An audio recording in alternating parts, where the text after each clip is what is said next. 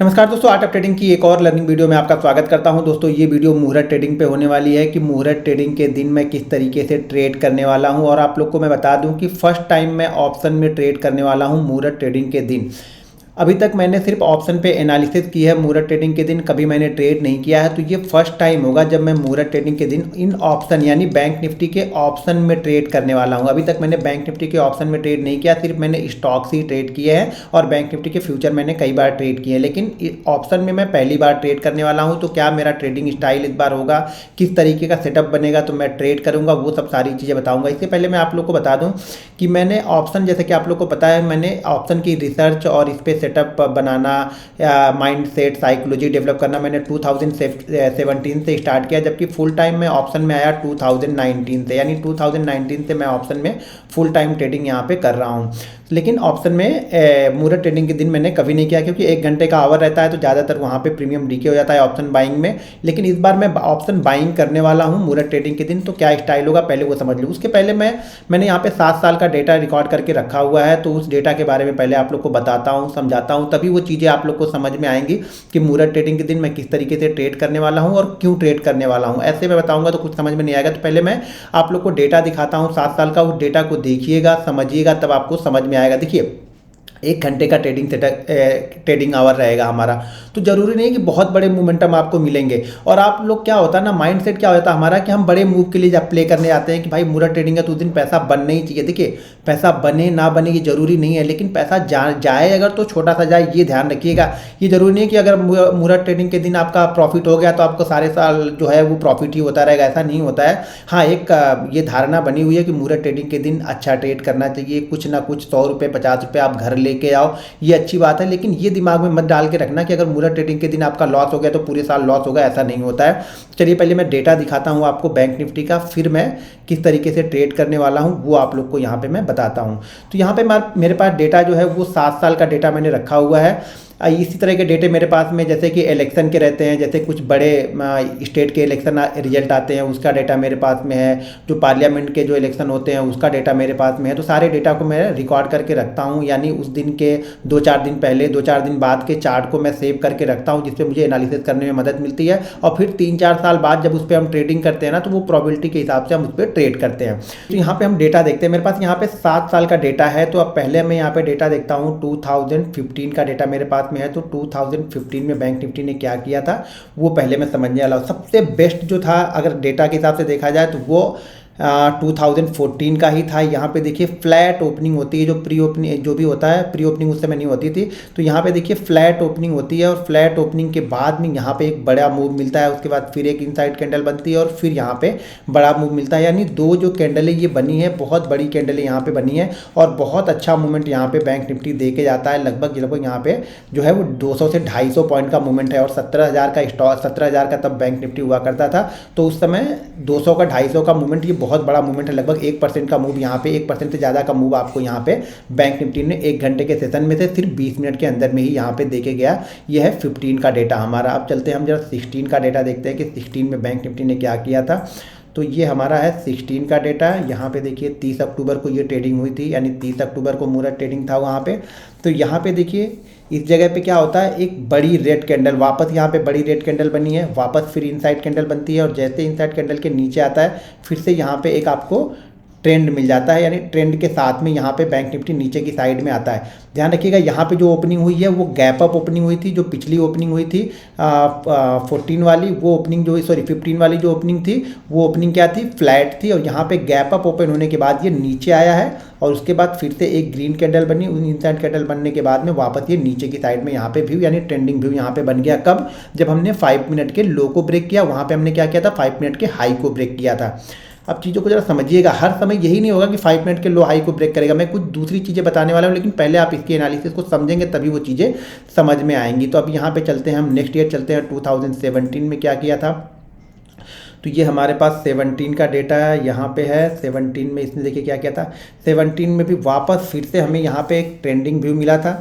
पहले यहाँ पे देखिए रेड कैंडल बनी, यानी हम गैप डाउन ओपन होते हैं, रेड कैंडल बनी और उसके बाद 5 मिनट के लो को बैंक निफ्टी ने ब्रेक किया।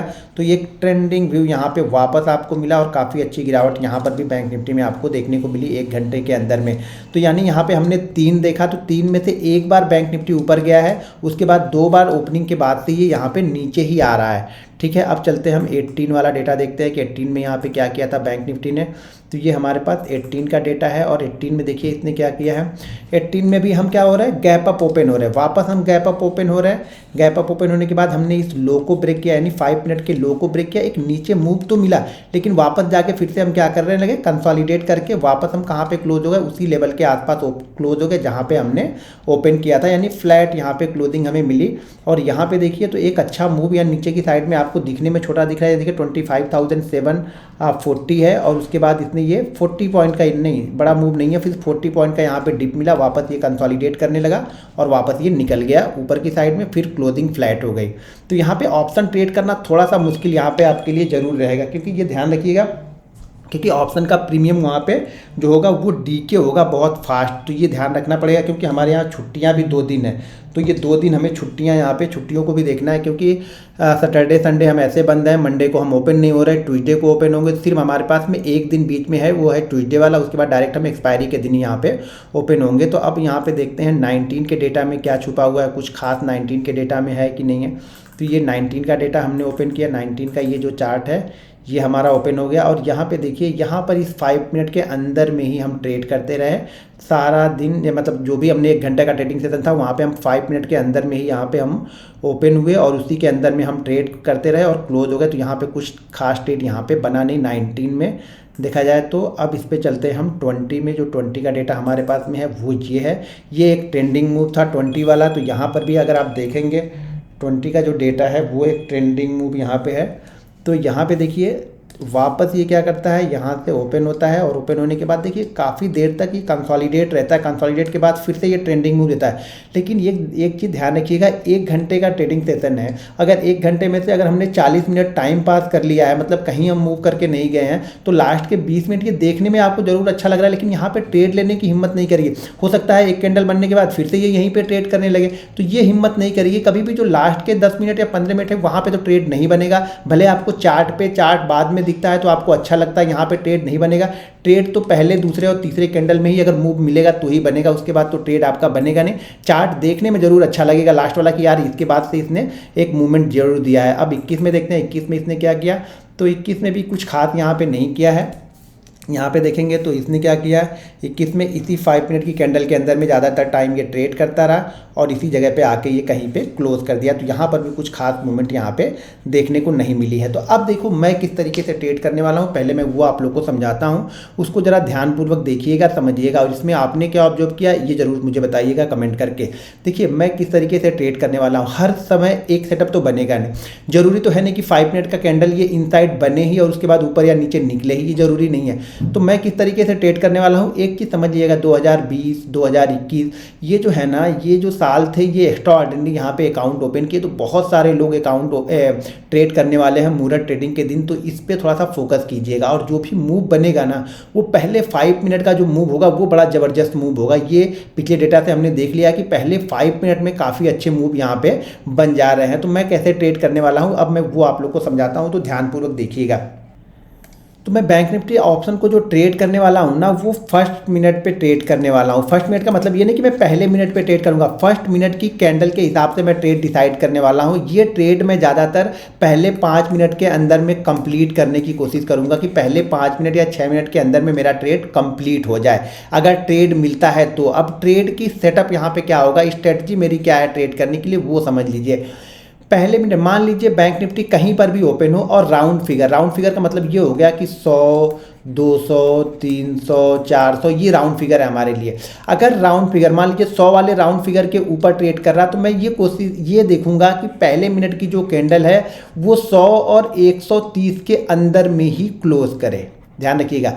यानी अगर बैंक निफ्टी मान लीजिए बैंक निफ्टी का जो भी प्राइस है, बैंक निफ्टी 100 पहले मिनट की कैंडल बनी कहीं से भी आ रही, वो मान लीजिए 800 से आ रही है, 800 से आ रही, 900 से आ रही या 1000 से आ रही है, जहाँ से भी आ रही है वो पहली कैंडल 100 और 130 के बीच में क्लोज कर दे।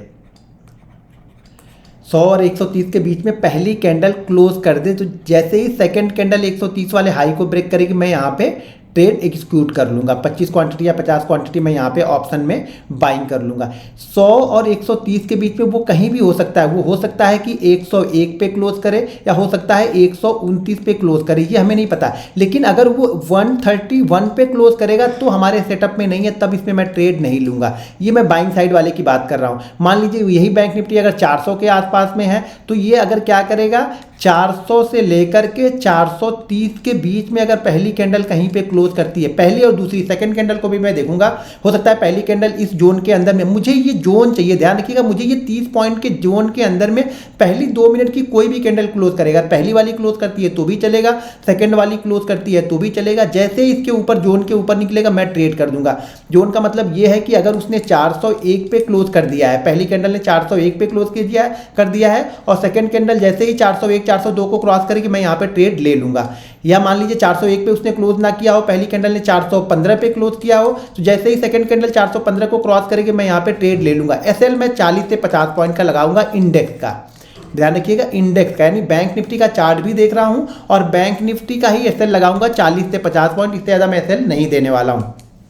ये हो गई अप साइड की। अब डाउन साइड में मान लीजिए मार्केट ओपन हुआ, गैप अप ओपन हो या गैप डाउन ओपन हो, उससे मुझे कुछ मतलब नहीं, कहीं पर भी ओपन हो, लेकिन अगर वो नीचे आता है तो नीचे वाली विंडो यानी नीचे वाली जो 30 पॉइंट की विंडो है उसके अंदर में क्लोज होना चाहिए। मान लीजिए अगर ये ओपन होता है 40,400, ऐसे मान लेते 40,400 पे ओपन होता है, ये 40,300 को भी पहले मिनट में ब्रेक कर देता है और हमारे विंडो के अंदर में क्लोज नहीं करता, यानी हमारी विंडो कौन सी यहाँ पे बन गई है, यानी 400 के नीचे हमारी विंडो 400 और 370, इसके बीच में अगर पहली कैंडल क्लोज करेगी तो लूंगा। अगर ये पहली कैंडल मान लीजिए इसको निकाल देती है तो सेकंड विंडो हमारी कहां पे आएगी, 300 से 270, यानी 270 के अंदर में अगर सेकंड कैंडल भी क्लोज कर देती है तो मैं ट्रेड लूंगा। थर्ड कैंडल अगर आती है तो मैं नहीं लूंगा, क्योंकि ऑलरेडी एक बहुत बड़ा मूव, तब तक 150-200 पॉइंट का मूव निकल चुका होगा, तो फिर मैं यहाँ पे ट्रेड नहीं लेने वाला हूँ। पहले ट्रेड में पहले 2 मिनट के अंदर में ही एग्जीक्यूट करूंगा और कोशिश करूंगा कि इस ट्रेड को मैं रिकॉर्ड करके आप लोग के लिए डालूं, और ये 25 से 50 क्वांटिटी होगी, इससे ज़्यादा क्वांटिटी मैं ट्रेड नहीं करने वाला हूँ। तो 30 पॉइंट के विंडो में क्लोज करना जरूरी है, पहली और दूसरे मिनट की कैंडल। अगर पहली मिनट की कैंडल ने क्लोज कर दिया तो मैं दूसरे मिनट में ट्रेड ले लूंगा, अगर दूसरे मिनट की कैंडल ने क्लोज कर दिया तो मैं तीसरे मिनट के अंदर में ट्रेड ले लूंगा। ये कहां से ओपन होकर आ रहा है ये मैं नहीं देखूंगा, कहां से ओपन होकर कहां पे जा रहा है ये मैं नहीं देखूंगा। डाउन साइड के लिए जो हमारा विंडो है वो है राउंड फिगर से लेकर के 70 पॉइंट, यानी 400 है तो 370, 300 है तो 270 से 300 से 270 के बीच में कहीं पे क्लोज करे, और मान लीजिए 200 होता है तो फिर ये 170 के बीच में कहीं पे क्लोज करे, तब मैं यहाँ पे लूंगा। हाँ, 35,000, 40,000, 41,000, 42,000 इस राउंड फिगर पे मैं ट्रेड नहीं करने वाला हूँ। कब नहीं ट्रेड करूंगा, जब मान लीजिए ऊपर की साइड में मैं ट्रेड लेने के लिए बैठा हूँ और ऊपर की साइड की विंडो कहाँ पे ओपन होती है, 40,900 पे ओपन होती है, और ये फिर 930 हमें चाहिए विंडो, इस विंडो के बीच में क्लोज करेगा तो फिर मैं यहाँ पे ट्रेड नहीं लूंगा, यानी राउंड 1000 वाले राउंड फिगर के पास में मैं ट्रेड नहीं लूंगा। उसके नीचे ये कहीं पर भी क्लोज कर रहा है, अगर ऊपर की साइड में जा रहा तो ये 30 पॉइंट का विंडो ऊपर की साइड में, नीचे की साइड में जा रहा तो हमारा विंडो यहाँ पे क्या हो जाएगा, 870 का। इस विंडो के बीच में अगर पहली मिनट की कैंडल या दूसरे मिनट की कैंडल में इस 30 पॉइंट की विंडो के अंदर में कहीं पे क्लोज करेगी तो मैं सेकंड ट्रेड यहाँ पे लेने वाला हूँ और उस ट्रेड को रिकॉर्ड करके आप लोग के लिए डालूंगा। वीडियो पसंद आए तो दोस्तों वीडियो को लाइक और शेयर जरूर कीजिएगा। अगर ये चीज़ें समझ में नहीं आई तो कोई दिक्कत नहीं है, मैं लाइव वीडियो रिकॉर्ड करूँगा तो वहाँ पर आप देख के समझ सकते हैं कि मैं क्या बोलना चाह रहा हूँ। मिलते हैं नेक्स्ट वीडियो में। जय हिंद।